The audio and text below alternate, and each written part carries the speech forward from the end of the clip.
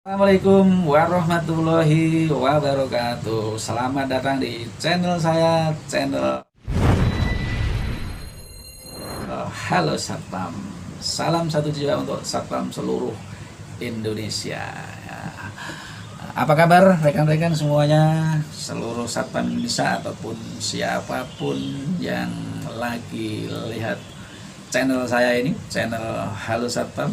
Mudah-mudahan hari ini diberikan kesehatan semuanya, kenikmatan, kemudian rezeki yang bagus, rezeki yang baik, sehingga bisa berkarya dengan baik hari ini dengan sebaik-baiknya, tidak kurang suatu apapun. Oke, pada saat kali ini saya akan melanjutkan tentang kemarin ya yang sudah saya sampaikan tentang lanjutan daripada Diklat Gada Pratama. Kemarin saya sudah menyajikan tentang seperti apa sih gambaran Diklat Gada Pratama. Pada kesempatan ini saya akan memberikan gambaran kepada rekan-rekan semuanya tentang Diklat Gada Madya. Seperti apa Diklat Gada Madya ini supaya yang mau mengikuti pendidikan ini bisa sedikit mengerti apa sih Diklat Gada Madya itu. Nah, itu ya. Kita langsung saja ngobrol 10 menit ke depan. Jadi waktu saya itu tidak bisa panjang ya, hanya 10 menit karena saya mencuri waktu lenggang saya supaya semuanya bisa berjalan. Nah, jadi 10 menit ke depan kita akan membahas atau membicarakan, menyajikan tentang apa sih Diklat Gada Madya itu. Nah, itu. Jadi sebelumnya kemarin kita udah membahas tentang Gada Pratama ya, Gada Pratama. Jadi Gada Pratama itu ya semuanya diberikan di situ, dasar-dasar ilmu tentang satpam. Mulai dari sikap, kemudian tongkat borgol, kemudian tugas pokok, fungsi peranannya, kemudian fungsinya seperti apa di suatu lokasi, kemudian intelijen dasar, semuanya diberikan, dan masih banyak lagi ya tentang narkoba dan sebagainya saat Diklat Gada Pratama itu. Kemudian saat Diklat Gada Madya, Gada Madya itu adalah suatu training yang diberikan kepada calon-calon danru atau calon-calon supervisor. Nah, itu ya, calon-calon supervisor security atau calon-calon komandan regu. Jadi Diklat Gada Madya ini diklat lanjutan. Ya, diklat lanjutan dari Diklat Gada Pratama. Jadi yang jelas yang sudah mengikuti Diklat Gada Madya ini adalah orang-orang yang sudah pengalaman. Ya, jelas ya. Jadi kalau belum pengalaman ya mungkin walaupun dipaksakan untuk mengikuti, dia nanti akan bingung sendiri ya, karena belum cukup untuk jam terbangnya ya. Jadi untuk syarat yang mutlak untuk Diklat Gada Madya ini adalah ya yang sudah berpengalaman ya, minimal 2 atau 3 tahun ya, minimal 2 atau 3 tahun dia berkecimpung di security atau di satpam ya, jelas ya. Jadi yang untuk Diklat Gada Madya ini adalah training lanjutan ya, yaitu training lanjutan yang diberikan kepada anggota calon-calon danru atau supervisor, bukan atau bisa untuk membentuk memset dia dari anggota menjadi seorang komandan regu atau supervisor. Kemudian supaya memiliki kemampuan manajerial leadership ya, karena tujuannya adalah membentuk dia menjadi seorang pemimpin atau leadership. Kemudian pelatihannya ini kurang lebih 2 minggu ya, kurang lebih 2 minggu atau dibagi menjadi pola 100 60 jam mata pelajaran dibagi menjadi 2 minggu atau 14 hari ya, 14 hari. Kemudian syarat-syaratnya untuk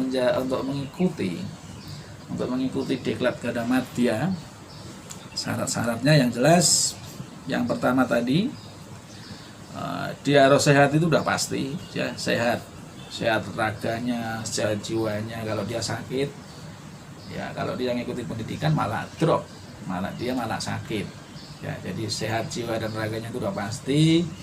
Kemudian mempunyai pengalaman kerja di suatu lokasi minimal 2 atau 3 tahun ya, itu syaratnya yang utama. Kemudian dia harus menyerahkan SKCK tetap ya, surat kelakuan baik dari kepolisian, dia harus tetap. Kemudian menyerahkan surat kesehatan dari dokter yang menyatakan bahwa dia sehat. Kemudian ya, bebas dari narkoba, itu ya, jadi harus itu syarat-syaratnya. Kemudian apalagi kira-kira ya, sehat sudah, narkoba, bebas narkoba sudah, SKCK sudah, kemudian ya itu tadi ya kira-kira syarat-syaratnya ya, harus sehat jiwa raga, kemudian memberikan menyerahkan SKCK, menyerahkan surat kesehatan dari dokter yang menyatakan dia sehat, kemudian bebas dari narkoba, kemudian menyerahkan bahwa dia itu sudah pengalaman kerja kurang lebih 2 atau 3 tahun. Nah, itu syaratnya untuk mengikuti diklat Gada Madya. Kemudian diklatnya kurang lebih 2 minggu dibagi menjadi 160 jam mata pelajaran. Ya, itu tentang syaratnya untuk mengikuti diklat Gada Madya. Jelas? Nah, kemudian saat pendidikan untuk materi secara umum sama ya, sama dengan diklat Gada Pratama, itu semuanya akan diberikan lagi secara umum. Namun ada juga yang membedakan ya. Jadi ada ilmu tambahan saat mengikuti Gada Madya itu, karena dia nanti menjadi calon seorang pemimpin, tentunya ya ilmu-ilmu kepemimpinan nanti akan diberikan di sana. Kemudian cara-cara memberikan instruksi seperti apa ya, supaya nanti saat mengambil apel itu ya lancar bicaranya, bisa was. Nah, seperti itu ya. Kalau nanti komandan regu atau leader ngobrol atau ngasih pengarahan di depan anggota, ngomongnya belum fasih atau masih grogi menghadapi anggota, nah makanya diberikanlah itu ilmunya, yaitu tentang cara memberikan instruksi, gimana cara melihat situasi dan kondisi, berbicara di depan umum dan lain sebagainya, itu akan diberikan ya. Kemudian dasar-dasar ilmu kepemimpinan saat Gada Madya itu akan diberikan untuk tambahannya. Nah, yang jelas saat Gada Madya itu titik beratkan kepada ilmu-ilmu kepemimpinan ya, cara memimpin, karena dia udah 3 tahun mengikuti atau mengamalkan ilmu Gada Pratamanya itu ya, secara umum ataupun khusus. Untuk dasar-dasar itu ya mereka pasti udah bisa ya, borgol, tongkat, tupuk siran, intelijen dasar itu udah di luar kepala kalau udah 3 tahun, jadi tidak diragukan lagi. Makanya yang mau mengikuti diklat Gada Madya syaratnya minimal harus bekerja 2 atau 3 tahun ya, baru bisa menjadi atau bisa naik grade menjadi seorang leader atau seorang komandan regu atau supervisor. Nah, itu ya. Jadi saat mengikuti Gada Madya itu dia hanya tinggal menambah atau diberikan tentang ilmu-ilmu lanjutan lagi ya, tentang kepemimpinan, tentang manajerial organisasi, kemudian tentang gimana cara memberi instruksi dan lain sebagainya. Nah, itu ya jadi intinya kepemimpinan di madya itu, Gada Madya itu tentang ilmu kepemimpinan, gimana cara memimpin anggota, gimana cara berbicara di depan umum, gimana kita bisa mengatur suatu organisasi, membuat struktur organisasi, mengatur suatu perencanaan pengamanan. Nah, itu adalah di Gada Madya. Nah, nanti akan kita kupas lagi yang lebih dalam ya tentang ilmu-ilmu satpam ya, supaya Anda lebih paham. Jadi untuk kali ini kita membahas tentang Gada Madya saja. Jadi demikian tadi yang telah saya sampaikan tentang